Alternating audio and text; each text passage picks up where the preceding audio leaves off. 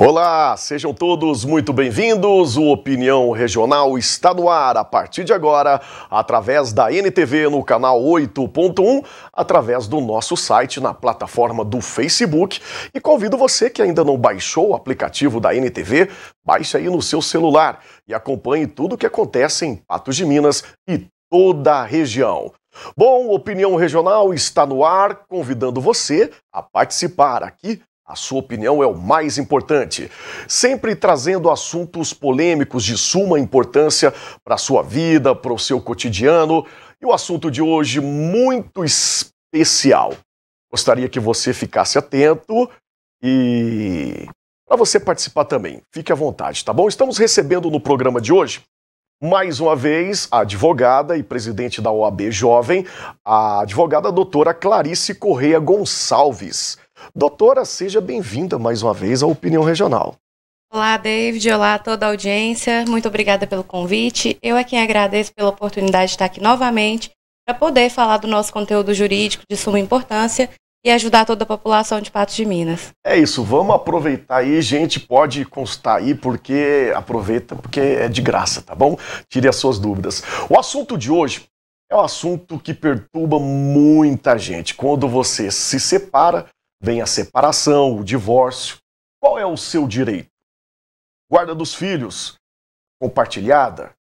O pós-divórcio, pós-separação, com quem ficam os filhos, qual o seu direito? Pensão alimentícia. Qual é a sua dúvida sobre pensão alimentícia? Vamos tirar todas as dúvidas agora, aproveita. Vamos lá, a doutora está aqui para esclarecer para a gente. Doutora, a nossa pergunta de hoje é sobre o abandono do lar. O que se trata o abandono do lar? É só quando é casado no papel mesmo? David, o abandono do lar, nessa situação do divórcio ou da separação daqueles casais que não são casados, né, vivem em união estável, ele é um tema bastante polêmico. Só para a gente explicar, pessoal, união estável é quando fala que está juntado. É aquele casal que mora na mesma casa, imprime para a sociedade a sensação de família, mas não constituiu o ato civil do casamento perante o cartório. Muito bem. Pode concluir, doutora. A questão do abandono do lar, ela é bastante polêmica pelo seguinte. Lá no divórcio, o único direito que a pessoa perde quando ela sai do lar é um caso específico, né, dentro do casamento, que é o uso capião familiar.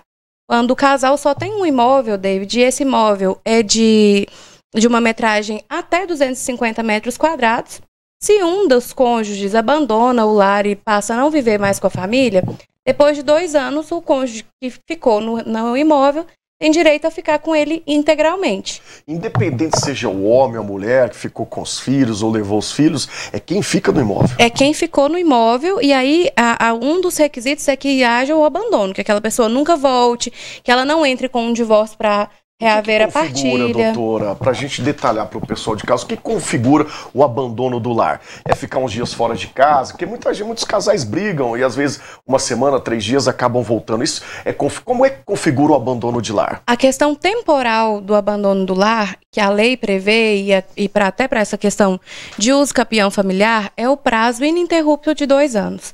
Então, um dos cônjuges abandona a família, não retorna, não regulariza através do divórcio, não pede a partilha do bem e sai, depois de 2 anos, o outro tem esse direito, adquire esse direito.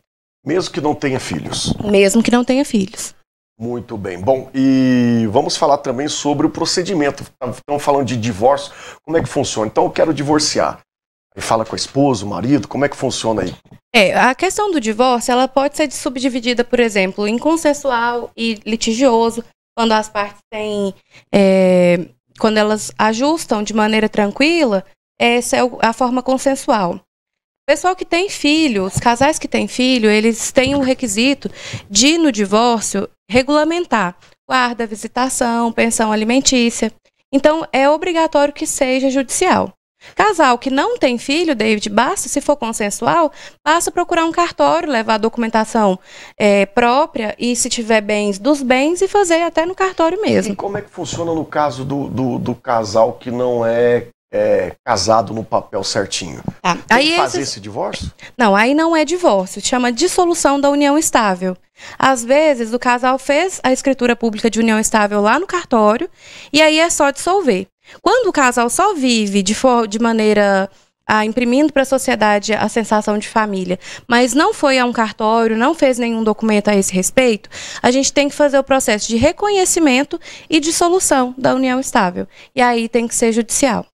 Muito bem. Bom, doutora, eu gostaria de falar sobre filho já. A gente vai mesclando aqui, tá? Porque Vamos lá. é muito bom conversar com a doutora aqui, porque ela tem um linguajar popular, todo mundo aí de casa dá para entender. E se você tiver alguma dúvida sobre a sua separação, sobre pensão, sobre a guarda dos filhos, divisão de bens, pode mandar sua mensagem aí, o nosso WhatsApp está na sua tela, participe aí com a gente. No caso de filhos, o filho sempre fica com a mãe? Essa é a pergunta mais rotineira que a gente ouve por aí, mas de fato é com a mãe? Ô, David, essa é a pergunta que mais chega para nós nos nossos escritórios de advocacia. É uma das mais perguntadas. Não existe na legislação essa preferência pela mãe, que o filho vai ficar com a mãe. Como que é feita essa análise, essa fixação da guarda? Muitas vezes ela é feita de maneira consensual, porque a mãe tem mais aptidão no trato com a criança, na maioria dos casos. Mas isso não quer dizer que o pai, se ele demonstrar uma boa capacidade de cuidar do filho e tiver esse desejo, que ele busque o seu direito e o juiz possa conceder para ele também a guarda. A doutora, quando fala buscar o seu direito, não é ir no Google, não é porque meu amigo falou, porque eu vou agir de impulso, porque eu comprei mais, eu paguei mais, porque o filho gosta mais de mim. Não é assim, né? Como é que faz para procurar os direitos? A gente até conversa muito a respeito de o advogado ser essencial à justiça, né? E não é só o advogado, aquele advogado pago, contratado. E nós temos a Defensoria Pública também. Quando eu digo buscar o seu direito, é reunir as provas de que é um bom pai, de que tem condição, de que às vezes a mãe, existem vários casos que a mãe não tem a condição, né? Quando fala condição, é condição material, financeira? Não, aí era onde eu ia chegar, a condição de cuidado com aquela criança. Porque o interesse principal da guarda é que seja resguardado melhor para o menor. A melhor condição de desenvolvimento, de estudo, de carinho, e não só material e financeira. Aí depois, quando é decidido, né, pelo juiz, pelo órgão legal e competente, a pensão, daqui a pouco a gente vai entrar nesse lado da pensão, até que idade que deve se pagar a pensão? Tem que pagar a pensão, muita gente fala que até 18, 21, até quando faz faculdade. Vamos lá, mitos e verdades sobre isso, doutora. Então, o direito de família, das famílias, ele é um direito cheio de mitos, né, e que, por ser relações que muitas pessoas vivenciam, acaba saindo várias vertentes a respeito dos temas e, na maioria das vezes, mitos. O primeiro mito que eu desmistifiquei aqui foi a questão de abandonar o lar. Então, sempre abandonar o lar, eu vou perder um direito? Não. Tem que analisar, tem que procurar saber quais que eram os seus direitos quando você saiu da casa, do lar conjugal ou do relacionamento. A pensão alimentícia, ela não tem um parâmetro legal específico, ela tem que ser fixada de acordo com a necessidade da criança. Nós vamos falar sobre valores de pensão, a gente vai deixar para o segundo bloco, mas eu gostaria de saber sobre a idade, até que idade que deve pagar pensão aí para os filhos. E o tema de hoje, antes da doutora responder, a gente escolheu o tema de hoje porque... segundo pesquisas que a gente tem, dados que a gente tem, infelizmente esse ano é mais um ano onde vem aumentando o número de divórcios. E a gente sabe como é que é esse dilema, na maioria nada vem por bem, tudo tem que procurar justiça, é difícil, né, acalmar os ânimos nessa hora. Então é por isso, antes da gente fechar o nosso ano, a gente trouxe esse tema para você de casa, tirar suas dúvidas e participar com a gente. Pode concluir. David, a questão da exoneração da pensão, de cessar o pagamento da pensão, não existe também uma idade mínima. A idade nem mínima e nem máxima, na verdade. A pessoa que é alimentada, o filho que é alimentado por um pai que paga a sua pensão, se ele tiver, por exemplo, fazendo uma faculdade, ou se ele tiver uma necessidade, uma incapacidade, que ele necessite continuar, né, prosseguir nesse recebimento, não existe uma idade mínima. Mas quem é o pagador da pensão alimentícia, quando ele percebe que o filho alimentado, ele não mais necessita dessa ajuda, desse auxílio financeiro, ele tem que buscar a justiça ou até mesmo procurar o filho e falar, olha, vamos colocar uma situação aqui hipotética. Você já tem 18 anos, não faz uma faculdade, não tem interesse de fazer um curso técnico e já trabalha por conta própria, vamos exonerar a pensão? Aí vai lá, faz o procedimento de forma consensual. Se não for possível fazer esse procedimento de forma consensual, tem que entrar, protocolar um pedido para que o juiz analise e exonere.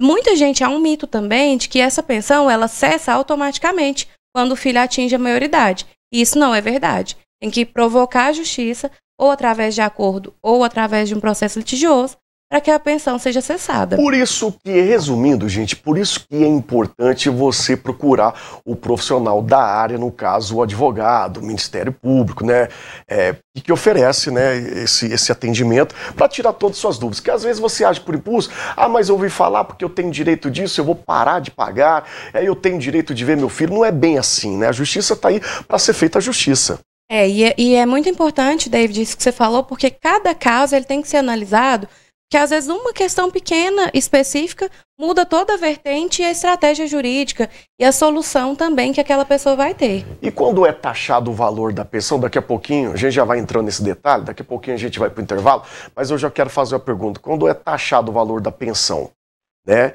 pelo juiz, tudo certinho, e a mãe pede o reajuste, em que momento que ela pode pedir? Quando a pensão alimentícia ela é fixada, são analisadas a necessidade da criança e a possibilidade do pai.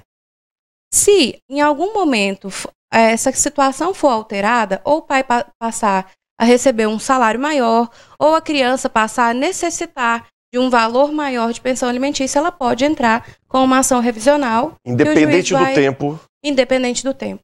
Muito bem, tá aí a doutora Clarice tirando aí as suas dúvidas, participe com a gente. Vamos para o segundo bloco já com a participação de você de casa. Vamos girar então rapidinho, daqui a pouquinho o Opinião Regional está de volta aqui na tela da NTV.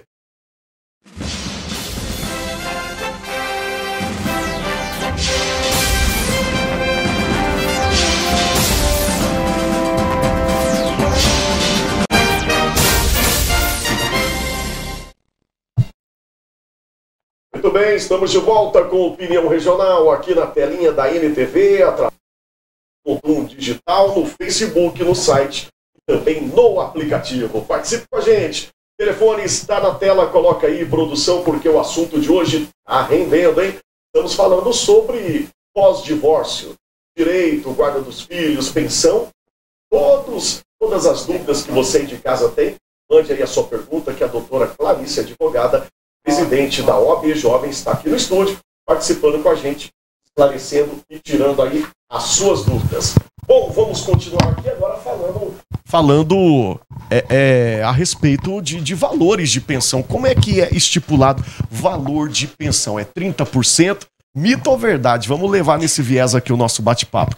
E, de forma geral, muita gente acha que é 30% do que está na carteira. Como é que funciona? Então, David, como eu falei no bloco anterior, a pensão alimentícia ela é estabelecida com muito critério, analisando a necessidade de quem vai ser alimentado e a possibilidade de quem vai pagar a pensão alimentícia. Então, falar que todo mundo vai pagar 30%, ou do salário mínimo, ou do salário que está na carteira, ou do que consegue comprovar, não é verdade.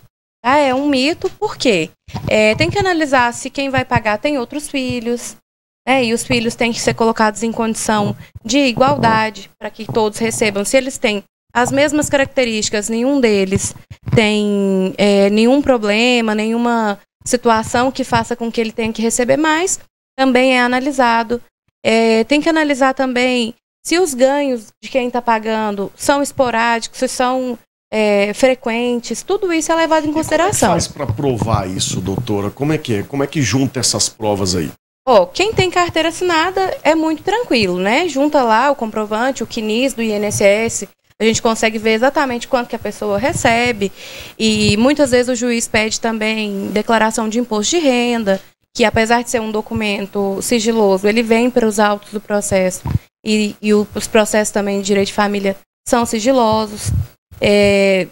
Podemos comprovar através dos bens que aquela pessoa tem. Nós podemos comprovar de N maneiras. Por exemplo, quem tem empresa... Redes sociais interferem, serve como prova para pedir aí a revisão da pensão? Serve sim, David. Por quê? Às vezes, a rede social ela é uma extensão hoje da nossa vida. Todo mundo expressa através da rede social o seu cotidiano, a sua vida, ou pelo menos o que quer que os outros pensem que ele vive. E ali na rede social, por exemplo, se a pessoa ostenta viagens, carros, bons restaurantes, às vezes nem bons restaurantes, às vezes uma frequência de saídas, demonstra que ela tem uma capacidade financeira superior, às vezes, do que ela demonstrou nos autos. Demonstrou na hora da fixação da pensão alimentícia. Então, constituir essa prova de prints das redes sociais é aceito sim. Tem algumas formalidades legais para dar validade para essas provas. Por exemplo, produzir uma ata notarial, onde você leva no cartório, o tabelião vê a veracidade da publicação, quem que era o perfil que publicou, e lavra uma ata notarial, para deixar indelével, não deixar nenhuma dúvida a respeito da veracidade daquilo ali. Mas serve sim de prova. Muito bem. No caso de mais do que um filho, como é que é feita essa partilha, essa divisão no caso de pensão? É analisada a necessidade dos filhos. Se elas forem iguais, atinge aí aproximadamente 30% a 40% de um líquido do salário do pai. Para cada filho? Não, aí o valor total de abatimento. Mas como assim, doutora? Você disse dependendo da necessidade de cada filho.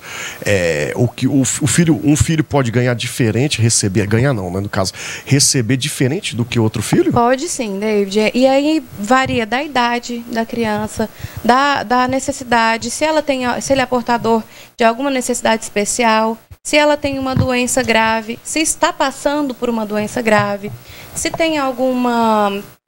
alergia que impeça de ter uma alimentação normal, cotidiana, que todo mundo da casa se alimenta, então precisa de um suplemento a mais. Então, tudo isso tem que ser analisado. Os números, na média, de 30% a 40%. De 30% a 40%. Como que o juiz analisa isso, David? Era isso que essa é a grande curiosidade aí do pessoal. Como é que é feita essa análise? O juiz ele vai dar para a criança... para que ele possa experimentar a mesma capacidade financeira dos pais. Então, vamos supor que um pai é servidor público, ele ganha um valor superior e a mãe até que não. Ele vai garantir que o pai e a mãe sustentem o filho de uma forma que condiza com a vida que o pai e a mãe vivem. Então, vamos supor, a pessoa que ganha um salário de 12 mil reais não vai dar para o filho a mesma condição daquele que ganha um salário mínimo. Certo. E isso o juiz analisa. Muito bem. Doutora, eu vou fazer uma pergunta bem... eu não sei se ela é frequente, mas por curiosidade mesmo. Existe algum caso em que a mãe, paga pensão para o pai? Então, no bloco anterior nós falamos que não necessariamente a guarda ficaria com a mãe, né? E que em alguns casos o juiz pode reverter a guarda e fixar ela para o pai, para o genitor.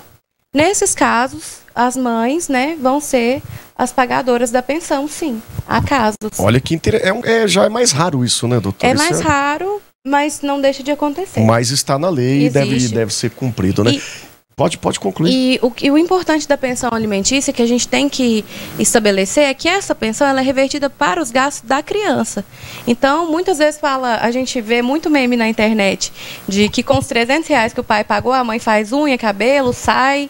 E não é verdade, né, David? Hoje a inflação garante preços aí exacerbados, o custo de vida das crianças e até o nosso custo de vida também altíssimo.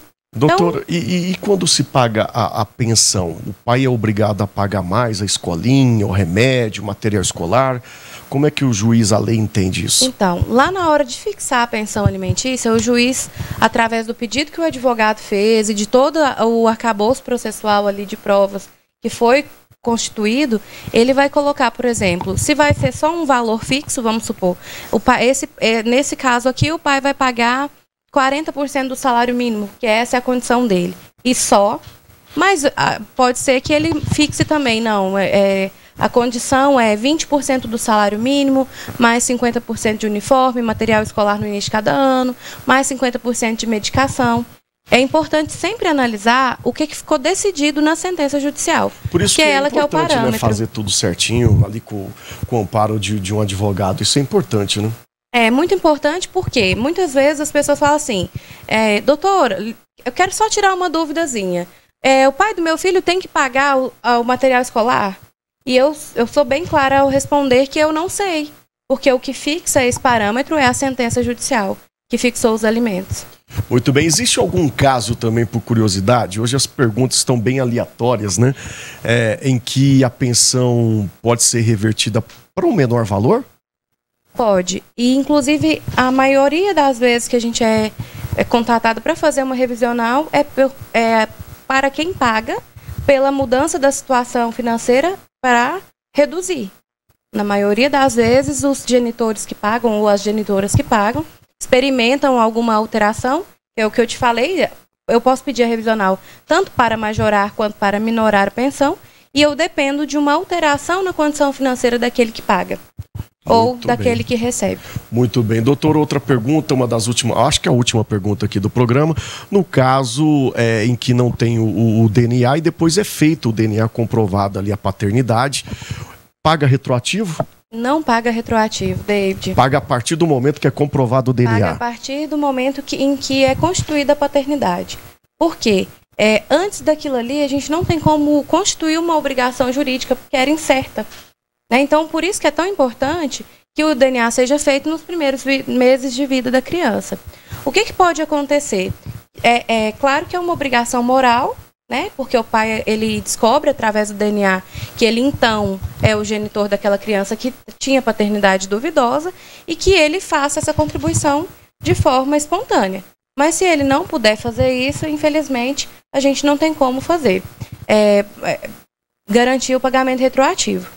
E o importante a respeito disso também que eu queria falar, né, e pontuar, é que para os filhos de pais que separaram e não regulamentaram também uma pensão alimentícia, então aquele pai, meu pai separou da minha mãe, nunca pagou para mim, eu posso cobrar todos os anos anteriores? Se tiver fixado por uma sentença judicial, pode cobrar.